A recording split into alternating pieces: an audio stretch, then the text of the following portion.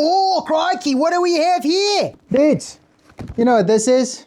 This is a bunch of engines. I think there are 7 engines in here from Australia that we are gonna rebuild. So I'm gonna dive in here, get them unboxed, and let's see what we find. Hey guys, my name is Reno Hoffman from Ezeetrade Racing, and I am the Baja guy. And today we got some engine rebuilding videos. Okay, so he sent me a message, it's Rory from Australia, and he said that he wants to know if any of them are worth fixing. So what I'm gonna do is, I'm gonna line them up here in my shop. I'm gonna start with the first one, strip it all down, and see what I find. And I'll show you, and then we'll take it from there if it's worth fixing or not. A 2-stroke engine is very simple, very reliable, and they last quite long if you look after them, get the right oils and stuff. So most of the time there's small things that needs replacing, and then it gets going again. You don't have to replace the engine every time. So I'm gonna deep dive and show you how to fix them. Right, engine number 1 we're gonna tackle is gonna be this one. It looks like that. So what I'm going to do now is I'm just going to check inside, see if I can see any major damage, maybe try and turn it over and see what we find. Okay, so there is major damage inside. I can see it already, and I'm just turning it a little bit and I can feel it and hear it. So this engine has going to come apart. This engine is going to have to come apart. Boom. Let me do it. Oh, crikey, what do we have here? Bark. Somebody's importing bark into South Africa that can destroy our ecosystem. We'll have to burn this, put it in the burn waste. Naughty, naughty. Right, what's next? Yo. What is this thing glued with? Holy moly, that thing is stuck. This thing is dry. So now the one thing that I noticed was when I took this carb off, and I don't know if that's how the carb was when it was running or received, but look at this idle screw. See that idle screw? It is not even touching this little butterfly, which I call a butterfly. So you know the Ezeetrade Reno Hoffman settings, that idle screw goes all the way in all the time. So what does that do? That means you have to richen up your low end needle to keep the revs down, and that richening up keeps everything nice and lubricated, and these engines love a rich bottom. So this engine is dry. This thing it's like smoked inside, like gray, and it is dry. There's no oil in here, dudes. So let's see what is damaged. So after opening my eyes a little bit, I'm trying to see if this cylinder is damaged. I actually looked at the gasket. That gasket is the wrong way around. And there is no way this engine could have been breathing. So that would have been a major performance issue. But then what it looks like is this ring collapsed where the gap comes together, and that is straight over the exhaust port. So now this design, I don't know, I think there's a little bit of a design flaw or something maybe. I don't know if that pin could have been a little bit more over. It would have been cool if that pin could have been a little bit more this way, but it isn't, it's over there. So we always are careful when we do porting not to port too far over. And this one is not ported, it's plain.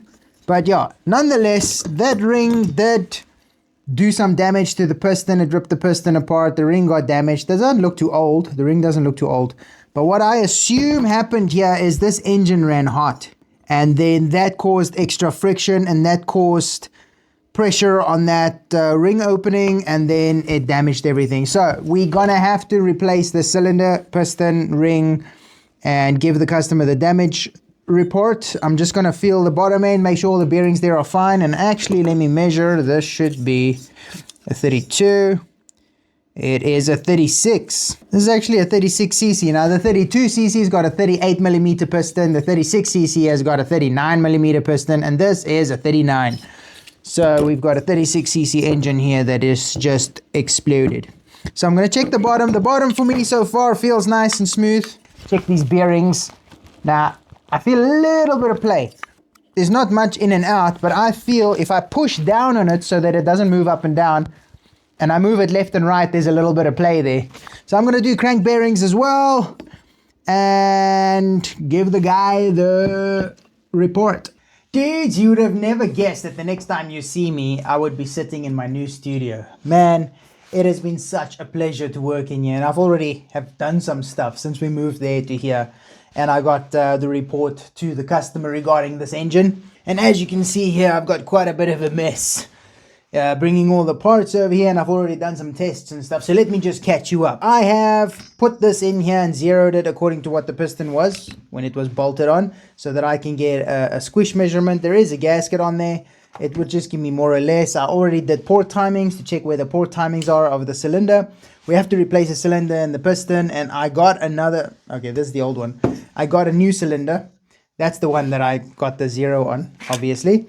And stripping the clutch off, I saw that the seal, the engine crank seal, is actually popped. And this thing was super hot. Guys, everything just melted and burned to everything. So I think that obviously was this problem with the gasket being the wrong way around. This thing just couldn't get going. So the guys were just flooring it. This seal popped sideways. I don't know what it all caused.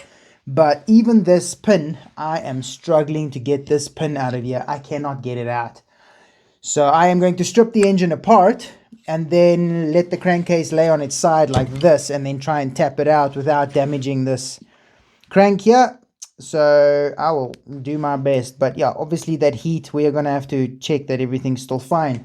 That's where I am. So my next steps are stripping the engine down, getting that pin out, replacing the bearings, replacing the seals, cleaning everything up, and then I am also going to cut this gasket off. I need to actually use the piston now. I can do that.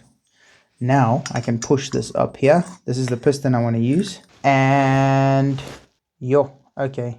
So this thing has a massive squish. The squish is that is 1 mil, 2 mil, just under 2 mil, the previous squish. So previous squish was 1.8 mil. That was obviously with the gaskets stuck onto the crankcase here, and the gaskets stuck to the cylinder that I want to use now. So what I am going to do is I'm going to sand down this crankcase at least a mil, 1 millimeter, to get this thing dropped to a proper compression. Then I'm going to just cut all these ports open. And I'm going to open up that exhaust port on the one side, the side that the ring is not going. I'm actually using a 2-ring piston, but I'm just going to put 1 ring on it. So the piston goes in like this. That pin gap sits on the exhaust port side, and on the other side where the pin isn't, I'm going to open that side up as far as I can go. And that usually makes a really good difference. So let me get to it, and I'll see you when I've got it all cut up and checked and stuff like that. In the name of learning, I have lost footage again. So I actually went and I spent some bucks and I bought me a really nice, what is it called? The WD, Western Digital 1 terabyte SSD. And then when I wanted to copy over all this data, my computer glitched, the SSD went super slow, and then it said, well, I went to Google, ChatGPT and stuff, and my enclosure is old technology and the SSD is new technology, and it doesn't have trim and UAP something or other. Dudes, so I tried to copy over, you know, it's like 40 gigs or something getting these things ported. A lot of hours, and then one of the files got corrupted, and that is where I put the car together and put it in the car and started up for the first time, and that is all gone. But we are gonna rip it because this engine is a beast, people. You have no idea the power this 36 is making right now. I believe Rory is gonna be so happy with this engine. Dude, I dropped that thing lacquer. I opened up those ports to the 9s. Wow, the proof is in the pudding. Let me just show you. Right, I just drove it to the track. And we are gonna give it a bit of a rip, and I'm gonna see if my Baja can ramp, because I kind of like rebuilt this ramp a little bit since my last video. You will see that video soon. Let's give it a, well, I need to warm it up a bit more, but already, listen. Check that thing, bruh. Okay, it is 1757 gears. It is stock gears, so obviously the engine is way overpowered for those gears. So I kind of like a little bit of a cheat, and it's revving way high because of that 8,000 RPM clutch. Let's give it a rip and listen. Yes, dude.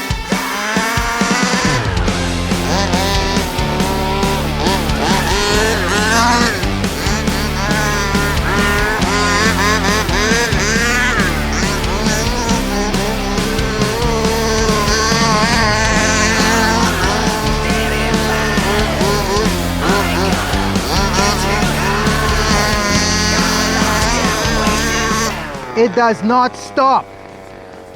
As far as you pull that trigger, that is as fast as the wheels are spinning. Just slow and steady.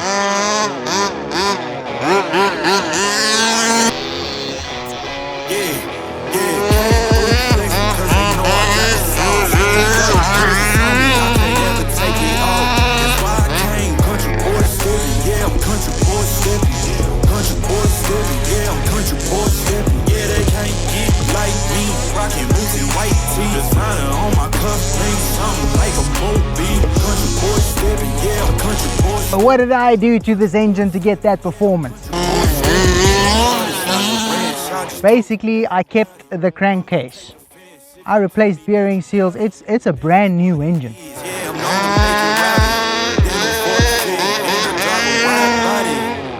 The only difference is it is fully ported as much as I could.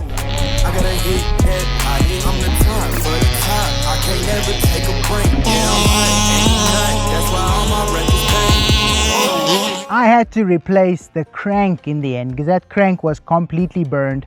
I actually took the gudgeon pin out a bit by tapping and with a screwdriver, and this is what it looked like when I pulled it out. And so I replaced everything. I did turbo ports on the crankcase. I opened up the ports. I dropped it. Crank bearings, crank seals, crank piston. I actually put a two, as you saw there, I put a 2-ring piston in there, but I only put the top ring in. So I don't know exactly if there's a wearability issue there, if that's going to wear out faster or something, or if that's helping. I don't know. Rory's going to have to tell me how long that engine lasts. What else, buddy? What else did I do? Oh, the high RPM clutch, really nice. A lot of people on their bigger engines, they don't like the high RPM clutch because, you know, you lose so much low end torque. You don't need to get up into the RPMs to get horsepower because it's got a lot of horsepower. A lot of work to put into a Rovan 36cc, but you can get absolute massive power out of it. Maybe I'll do a video soon on how to push a Rovan 36cc to the max. It is not easy. There is quite a bit of elbow grease involved and a lot of measuring and stuff, but yeah, I think anybody at home with the right tools can do it. And I'm sorry for missing a large part of this video of the rebuild. There's 2 more engines coming, 2 more videos coming, and I am really impressed. And then after that, we are ripping a Rovan WLT 36cc, and that engine I am also stripping and porting to the max. I am very excited to share that with you. I already shot that video, but that's only coming after these rebuild videos. So sorry about the wait, but thank you so much for watching. I'll see you there.